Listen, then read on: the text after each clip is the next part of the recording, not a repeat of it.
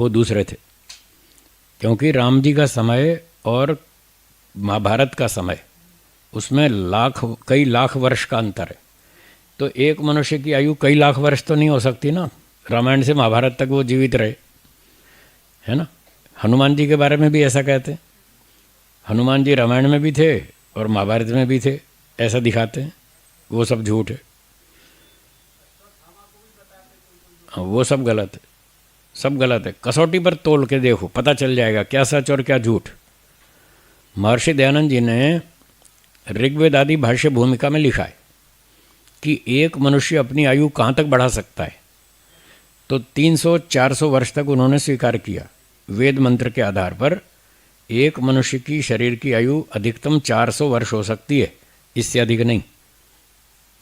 तो रामायण और महाभारत में तो कई लाख वर्षों का अंतर है, तो कई लाख लंबा ऐसे थोड़ी जी सकता कोई आदमी। जी दिनेश जी बोलिए, कोई है शंका? नहीं है ना? और किसी की? बोलिए। ठीक है,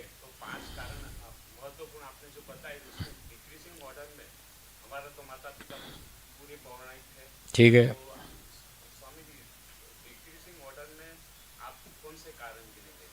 जो आपका संपर्क यहाँ हुआ, जो आपका आर्य समाज से संपर्क हुआ, इसमें 5 में से कोई भी कारण नहीं है।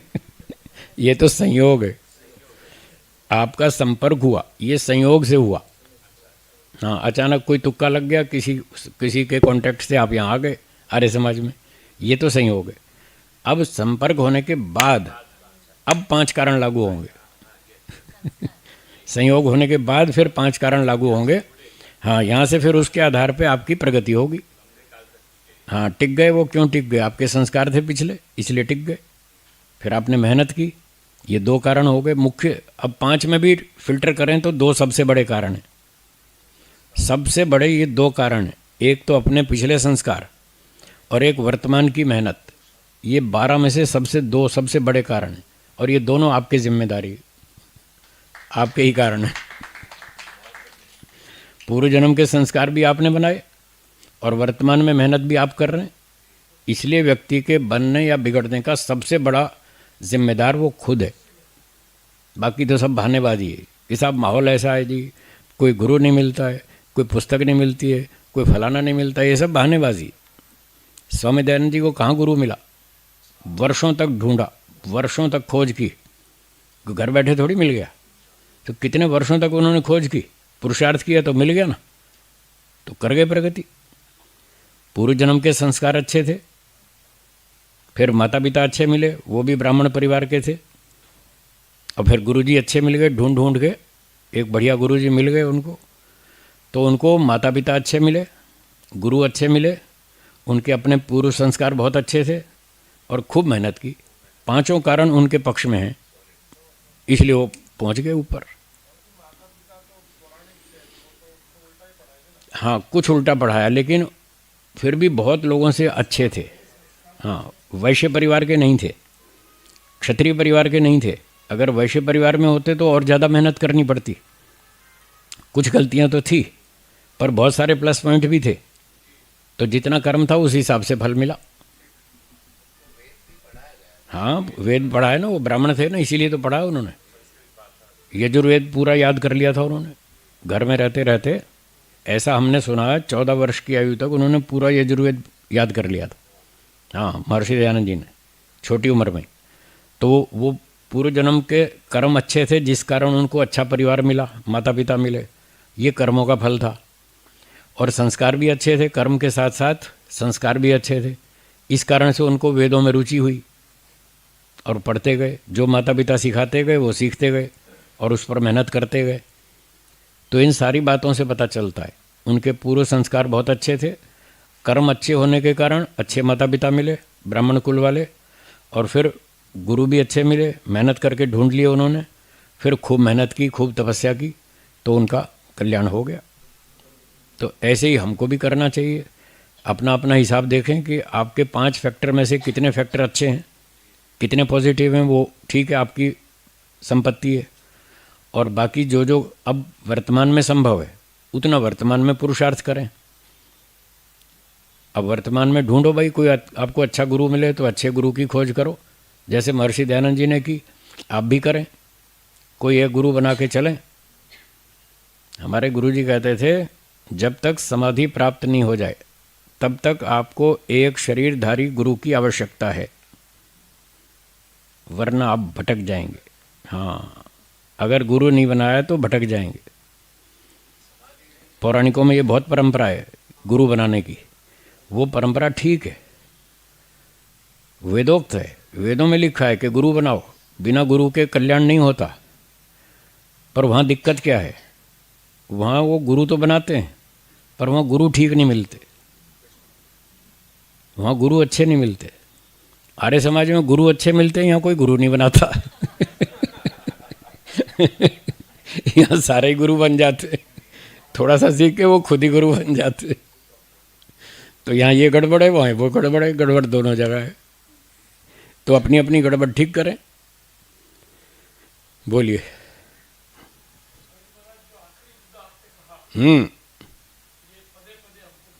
मिलता है।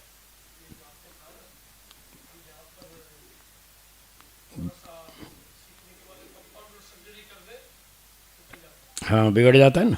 तो इसलिए इसलिए पहले कंपाउंडर बन के सर्जरी मत करो, पहले डॉक्टर बनो, डॉक्टर बनो फिर सर्जरी शुरू करो, नहीं तो रोगी को मार देंगे।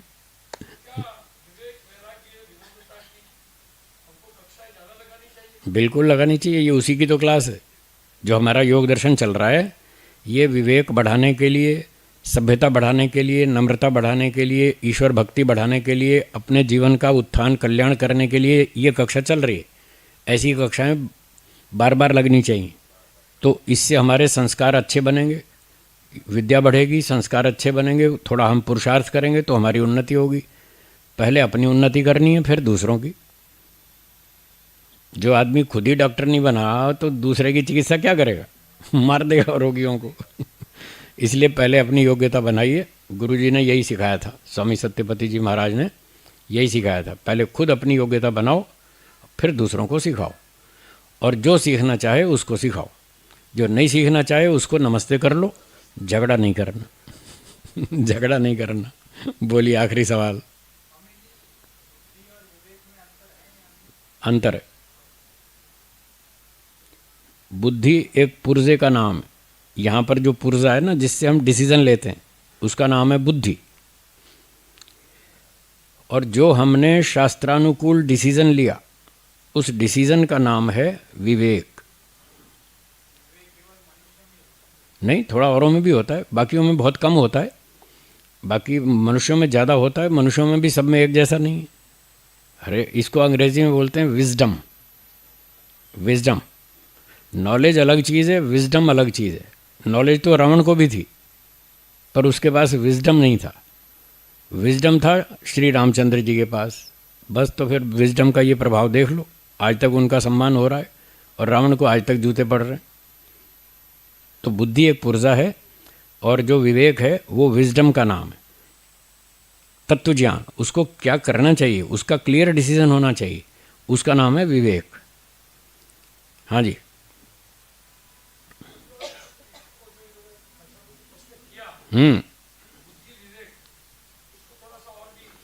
बुद्धि तो सबके पास है, सब मनुष्यों के पास बुद्धि है, पर विवेक सबके पास नहीं है। जो वेदानुकूल व्यवहार करता है उसके पास विवेक है, और जो वेद विरुद्ध व्यवहार करता है वो अविवेकी है, उसमें अविवेक है, अविद्या है, अज्ञान है, मूर्खता है, इसलिए वो उल्टे सीधे काम करता है। और जो वेदानुकूल व्यवहार करता है मतलब उसके पास वेद का सही नॉलेज है, ये क्या करना चाहिए, जो करना चाहिए वही करता है, वो विवेकी है। कुछ क्लियर हुआ कि नहीं हुआ? हाँ बोलिए। तत्व ज्ञान, हाँ, ज्ञान तो शाब्दिक ज्ञान भी है पर वो विवेक नहीं है। हाँ, वो विवेक नहीं है। तत्व ज्ञान, वास्तविक ज्ञान जिसको है, फिर जिसको वास्तविक ज्ञान है वो वैसा ही व्यवहार करेगा, उपयोग करेगा। बस। तो वो जो ऊंचा उपयोग करने वाला है वो है विवेकी। हाँ जी बोलिए। जी, विवेक जो है संस्कार और स्वाध्याय से ही आएगा। हाँ, संस्कार से आएगा, स्वाध्याय से आएगा, अनुशासन से आएगा, सभ्यता से आएगा, बहुत सारे गुण चाहिए। और गुरु जी का, माता पिता का प्रशिक्षण भी चाहिए। उन सब के प्रशिक्षण से और अपने पुरुषार्थ से फिर धीरे धीरे विवेक का विकास होता है। और ये अष्टांग योग का पालन करने से विवेक ख्याति होती है, यही हम पढ़ रहे हैं। ये सारा अष्टांग योग करना होगा, इसी से विवेक बढ़ेगा। इसका उच्चतम स्तर है, हाँ, हाईएस्ट लेवल है। इस विवेक का जो हाईएस्ट लेवल है उसका नाम है विवेक ख्याति। हाँ, वो विवेक ख्याति इस अष्टांग योग से पैदा होती है, उसी के लिए ये क्लास चलाई जी। महाराज, ये ऐसा बोल सकते हैं कि हमारे जो दिन भर में क्रियाकलापों जो आने वाले जो घटनाएं हैं और उसमें सुखी दुखी जो होते हैं उसको सबसे ज्यादा गुण इसी की गुण की जरूरत होती है। हाँ जी, जितनी अविद्या होगी उतना दुखी रहेंगे, जितनी अविद्या होगी उतना दुखी रहेंगे, और जितना तत्व ज्ञान होगा उतने सुखी रहेंगे। हाँ, विवेक मतलब तत्व ज्ञान। मैं कह तो रहा हूँ तत्व ज्ञान के कारण ही सुखी होंगे। अब लोगों में तत्व ज्ञान नहीं है इसलिए दुखी हैं। तत्व ज्ञान नहीं है, मिथ्या ज्ञान है, अविद्या है, राग है, द्वेष है, क्रोध है, लोभ है, ईर्ष्या है, जलन है, अभिमान है। ये सारे अविद्या के परिवार के सदस्य हैं। इनका मूल नेता अविद्या है और ये उसके परिवार के सारे सदस्य हैं। राग, द्वेष, काम, क्रोध, लोभ, ईर्ष्या, अभिमान, ये अविद्या के परिवार के सदस्य हैं। तो योग दर्शन में लिखा है दूसरे पाद के चौथे सूत्र में, अविद्या इन सब का नेता है। अगर अविद्या है तो ये सारे होंगे और ये सारे मिलके व्यक्ति को दुख देंगे। और अगर विद्या है, तत्वज्ञान है, तो उसके परिवार के दूसरे सदस्य हैं वो इनसे उल्टे हैं। सेवा है, नम्रता है, सभ्यता है, शालीनता है, ईमानदारी है, सच्चाई है, ये पूरा यम नियम, ये विद्या के परिवार के सदस्य हैं। उसके जीवन में आपको ये सब दिखेगा और वो इसी कारण से मस्त होगा, खुश होगा, प्रसन्न होगा, कोई चिंता नहीं, कोई टेंशन नहीं। हाँ जी बोलिए। विद्या वो हृतंभरा शक्ति है, वो प्रज्ञा शक्ति है जो वीर छील का निर्णय करती है हृदयता, और गुण को गहर करती है और अवगुणों को एक मिनट भी स्वीकार नहीं करती और आगे चलती चली जाती है। जिसके अंदर प्रज्ञा जागृत हो गई, हृतंभरा शक्ति आ गई, तब करते करते उसके अंदर अविद्या का नामो निशान सब खत्म हो जाता है, पराविद्या में चला जाता है, वहाँ कुछ बैलेंस नहीं रहता। बिल्कुल ठीक, बहुत बढ़िया बताया आपने। हाँ जी बोलो।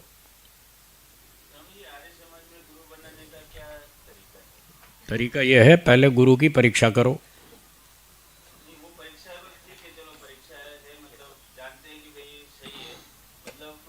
परीक्षा कर ली, गुरु सेलेक्ट कर लिया, अब आके गुरु जी को बोलो मैं आपको आज से गुरु स्वीकार करता हूँ।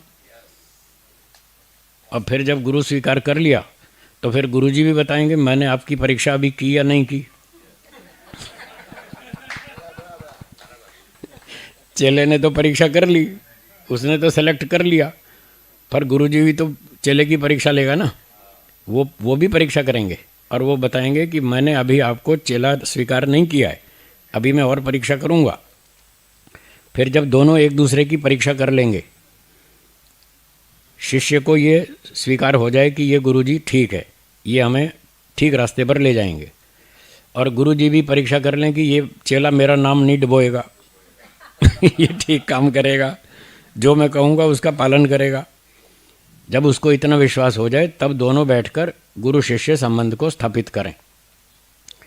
तब विद्यार्थी कहेगा कि मैं आपको आज से गुरु स्वीकार करता हूँ, तो गुरु जी कहेंगे ठीक है मैं आपको आज से शिष्य स्वीकार करता हूँ, अब आपको जो मैं कहूँगा वो मानना पड़ेगा। फिर किंतु परंतु ये कुछ नहीं चलेगा। हाँ, फिर बंध जाएगा संबंध में, गुरु शिष्य संबंध में जो बंध गया फिर वो किंतु परंतु कुछ नहीं करेगा, उसको पूरा समर्पण करना होगा और जो गुरु जी कहेंगे वो करना पड़ेगा। तब तो ठीक है, तब वो गुरु शिष्य संबंध ऐसे होता है।